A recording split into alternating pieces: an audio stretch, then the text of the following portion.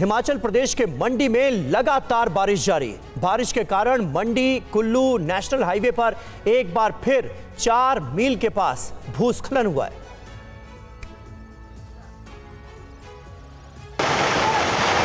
हिमाचल प्रदेश के मंडी से लैंडस्लाइड की तस्वीरें भी सामने आई हैं, जिसमें देखा जा सकता है कि कैसे पहाड़ दरक रहा है।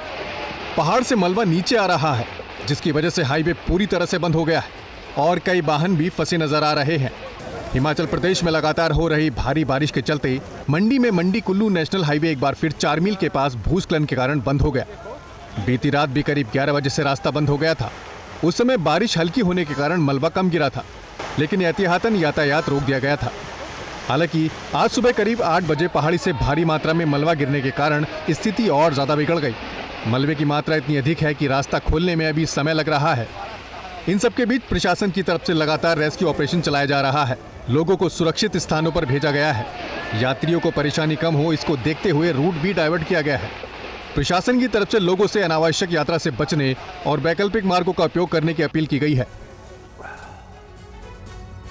इस बीच हिमाचल प्रदेश के मंडी जिले के सराज में पूर्व मुख्यमंत्री जयराम ठाकुर की गाड़ी पर अचानक से पत्थर आ गया और गनीमत ये रही कि इसमें किसी तरह का कोई नुकसान नहीं हुआ है। करसोग में से थुनाग लौटते समय शंकर देहरा के पास ये घटना हुई है।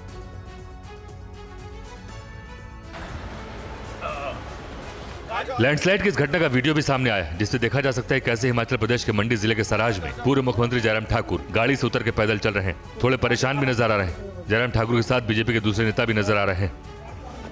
दरअसल करसोग से थुनाग लौटते समय यह हादसा हुआ। पत्थरों की चपेट में आने से पहले जयराम ठाकुर ने सूझबूझ दिखाते हुए गाड़ी से उतरकर भागकर जान बचाई। घटना के तुरंत बाद इलाके में अफरा तफरी मच गई। स्थानीय प्रशासन और आपदा प्रबंधन दल राहत और बचाव काम में जुटे हुए। लोगों को सुरक्षित स्थानों पर भेजा जा रहा है, लेकिन लगातार बारिश के चलते बचाव कार्य में दिक्कतें आ रही।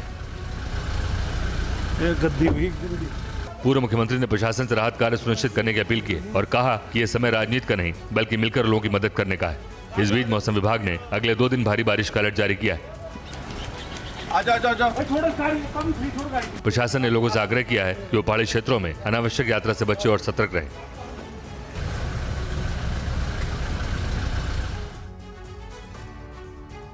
और कुछ घंटों की तेज बारिश ने अजमेर शहर की तस्वीर पूरी तरह बदल दी है। सड़कों पर इतना पानी भर गया है कि शहर की रफ्तार थम गई और आम लोगों को परेशानियों का सामना करना पड़ा। सड़क पर पानी भरा है। जलभराव के बीच वाहन आते जाते नजर आ रहे हैं, लेकिन इस जलभराव के बीच बाइक सवार लोगों को किस कदर परेशानी हो रही है तस्वीरों में देखा जा सकता है। एक के बाद एक कई बाइक सवार पानी में अपना संतुलन खो देते हैं और सड़क पर गिर जाते हैं। ऐसी तस्वीरें अजमेर शहर के कई इलाकों से आई है। क्या बस स्टैंड, क्या सड़क, क्या गली मोहल्ले, हर जगह बस पानी ही पानी नजर आ रहा है। अजमेर में मेडिकल कॉलेज चौराहा, कचहरी रोड, सावित्री कॉलेज मार्ग, स्टेशन रोड, मदार गेट, दरगाह बाजार और नला बाजार जैसे इलाकों में बारिश का पानी इस कदर जमा हो गया है कि सड़कें पूरी तरह से जलमग्न हैं। बहुत बेकार है। बारिश इतनी सी होती है, पानी इतना सा आता है। बहुत बेकार हालत है इसमें। कितना पानी भरा हुआ है अभी तो फुल। इधर चौपाटी की साइड और ज्यादा। हर साल मानसून आते ही अजमेर की जल निकासी व्यवस्था सवालों के घेरे में आ जाती है और इस बार भी नगर निगम की लापरवाही साफ तौर पर नजर आई। स्थानीय नागरिकों का आरोप है कि नालों की समय पर सफाई नहीं होती और जल निकासी के इंतजाम नहीं किए जाते। नतीजा ये कि हर बार बारिश आते ही शहर की सड़कों पर पानी भर जाता है और ट्रैफिक पूरी तरह से जाम हो जाता है। उत्तर प्रदेश के हमीरपुर में हुई बारिश और लहचूरा बांध से छोड़े गए पानी का असर दिखने लगा है। यहाँ छोटी नदियां और नाले उफान पर आ गए हैं। उत्तर प्रदेश के हमीरपुर में चंद्रावल नदी का जलस्तर बढ़ने से पुलों के ऊपर से पानी बह रहा है।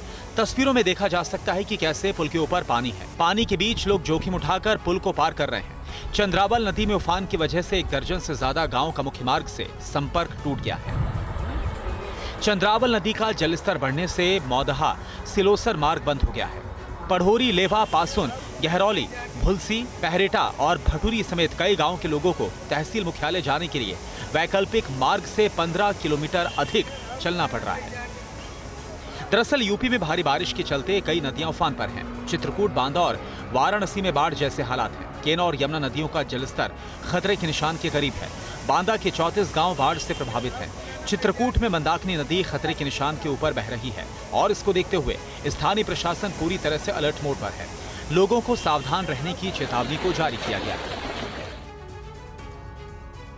और यूपी के कुछ जिलों में बारिश लोगों के लिए मुसीबत बन गई है। बारिश के कारण कई जगहों पर जल भराव हो गया है तो कहीं नदियों का जल स्तर बढ़ गया है।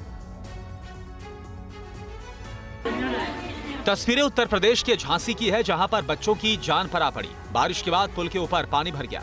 नदी का जलस्तर बढ़ने से पानी ने देखते ही देखते विकराल रूप धारण कर लिया। पानी में फंसे बच्चों को निकालने के लिए रस्सी का सहारा लिया गया। एक एक करके सभी बच्चों को सुरक्षित बाहर निकाला गया। वहीं ये तस्वीर भी झांसी की है, जहां पर तेज बारिश की वजह से पुलिया बह गई।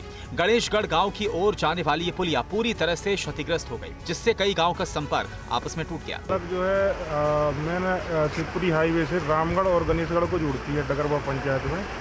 ये एक ही मात्र रास्ता था जो गांव को जोड़ता था। लगभग 3000 लोग इससे प्रभावित हुए हैं।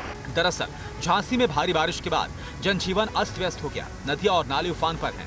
आसपास के इलाकों में भी लगातार बारिश के बाद हालात गंभीर बने हुए हैं और कई छोटी नदियां भी ओवरफ्लो हो रही हैं। पारिछा बांध से 1.20 लाख क्यूसेक पानी छोड़ा गया। लहचूरा बांध के 10 गेट्स खोलकर 1.42 लाख क्यूसेक पानी नदी में छोड़ा गया। वहीं झारखंड का रुख करेंगे। यहां भी जमकर बारिश हो रही है। बारिश की वजह से लोगों को काफी परेशानी का सामना करना पड़ रहा है।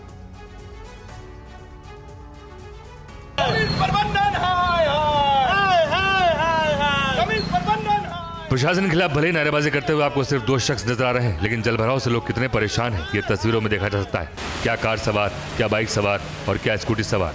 देखिए सड़क पर कई फीट के बीच महिला कैसे लाचार नजर आ रही, ना तो वो आगे बढ़ रही है और ना पीछे जा पा रही।